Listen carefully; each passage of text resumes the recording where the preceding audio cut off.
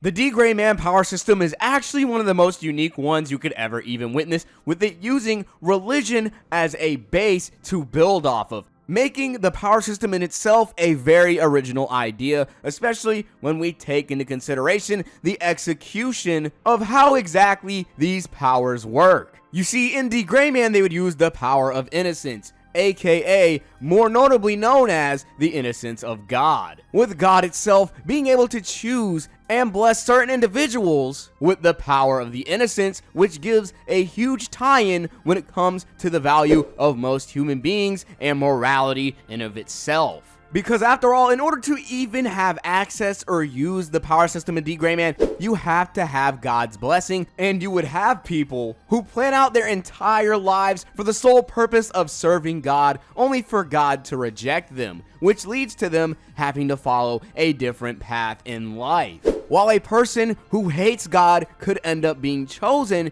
to serve under God's rule and be granted powers from the innocence. This is a layer of a power system that has never been touched upon before, which I will give D-Gray Man its props for doing originally. With morality tying into this same power system, there would be two sides of a coin ultimately fighting when it comes to the entire series, with it being the innocence up against the dark matter. If you were accepted by God, you would then use the innocence, but if you were rejected by God and have no other means of fighting, you'd either train yourself in any different specific way, or if you just wanted to be evil, you would use dark matter. But for starters, we're going to go more in depth with the innocence, of course. The creation of innocence would start with its own lore, with it coming from the crystal of God. This would be made by an ancient civilization that would have existed 700 years ago. And you see, this crystal of God would only bond with the people that God would have specifically chosen. Therefore, this crystal would bond and then become processed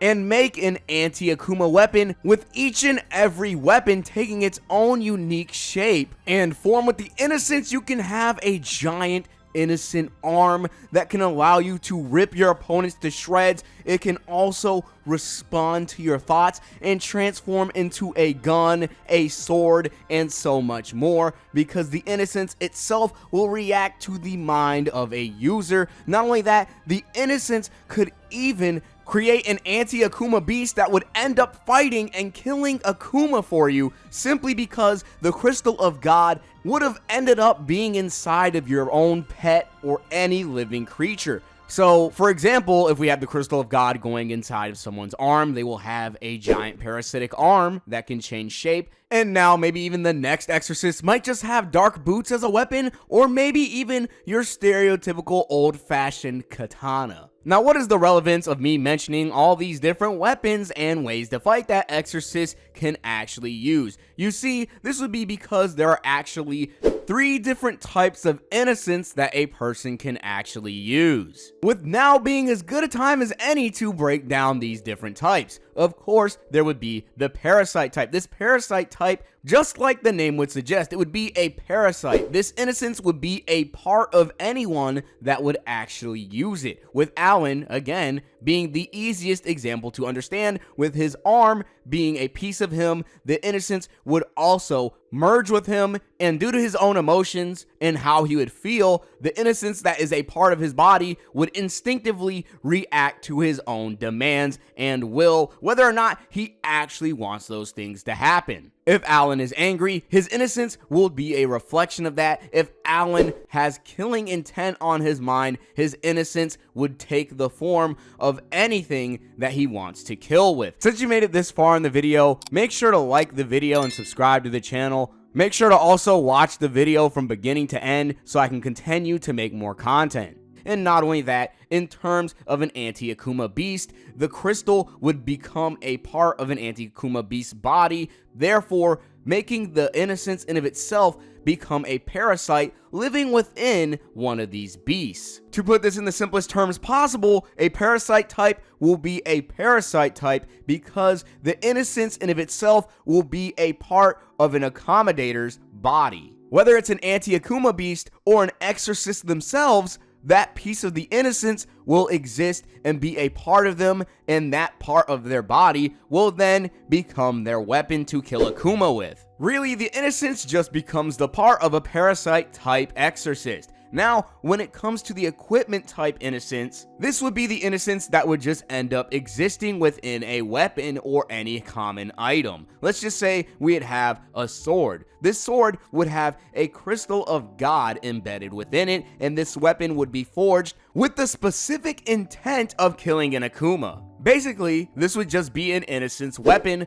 and of course the easiest example of an equipment type innocence user would definitely be Kanda. The thing is, when it comes to using equipment type innocence, this innocence would have to be innocence that you would control yourself rather than just having a piece of the innocence being a part of you and bending to your will easily. You would have to use the equipment itself and then manipulate the innocence and also making it bend to a person's will, ultimately powering the weapon with a blessing from God. The two main things to take away from here are the very fact that a parasite type will exist within an exorcist, while an equipment type will have innocence that exists within the weapon. That is the key difference here. The parasite type will have innocence in a body, while the equipment type will be, just like the name suggests, inside of a weapon or any kind of object. And finally, we would have the crystal type innocence, with it being the newest kind of innocence that anyone could possess, and this would actually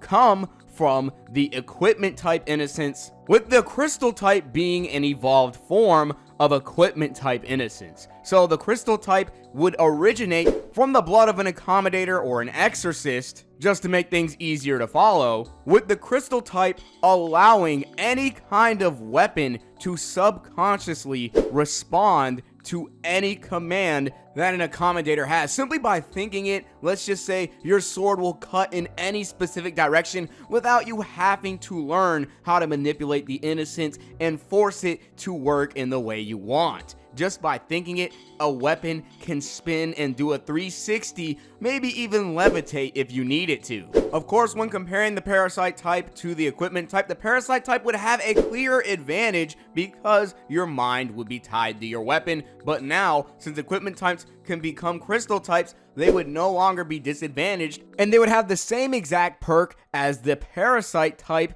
because they will be able to use and control their equipment with just a single thought. But there is still some slight advantages that a parasite type can even have above a crystal type, even if both of them have the same kind of control through an exorcist thought process. You see, when going up against an Akuma and being shot by dark matter, a parasite user will not have to worry about dying and having their body erode, because the innocence would be inside their body and protect them from the dark matter. However, when it comes to a crystal type user or even an equipment user, if they were to get shot by any of these bullets, they would get infected by the Akuma blood virus, which lets the dark matter eat away at your body only to leave you dead. This wouldn't be one of the only advantages that having a different type could actually land you, because a parasite type user would be able to have a higher synchronization rate with their innocence,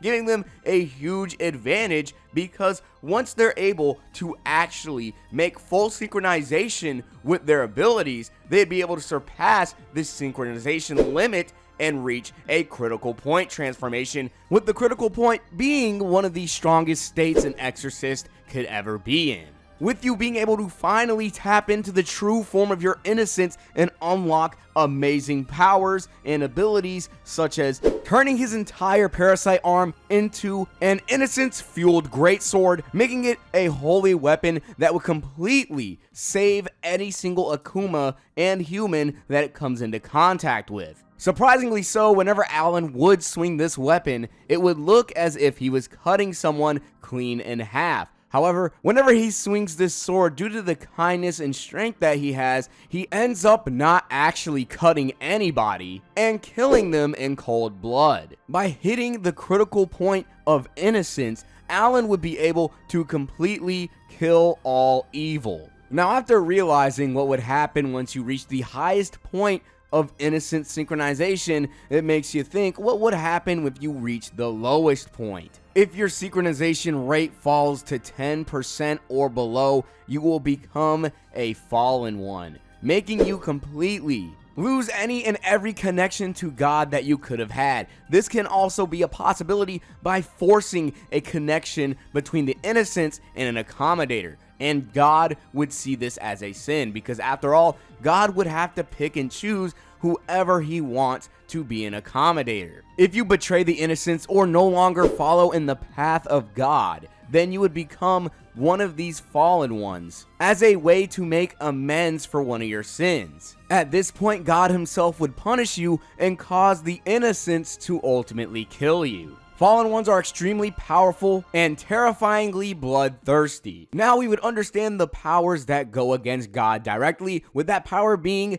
dark matter. And this dark matter would be the same fuel that would allow the Akuma to exist at all. Dark matter itself would kill and decay any kind of living organisms, making their entire bodies erode into nothing, causing the blood oil of Akuma to actually end up going inside of the bloodstream of anyone unlucky enough to find the dark matter inside their body, which will just kill them on spot. Akumas themselves would even be granted even more power just by doing even more acts of evil, which would cause the dark matter in them to expand and allow them to evolve and reach a completely different level. Akumas would have insane possibilities when it comes to abilities, allowing them to shoot blood Akuma bullets. They would also be able to shapeshift, create, and control the elements, and even turn people into their own dolls. The most powerful abilities that would be used from dark matter would come from the Noah, with one of the most impressionable abilities being the very fact you would even be able to read minds, force people to relive their memories,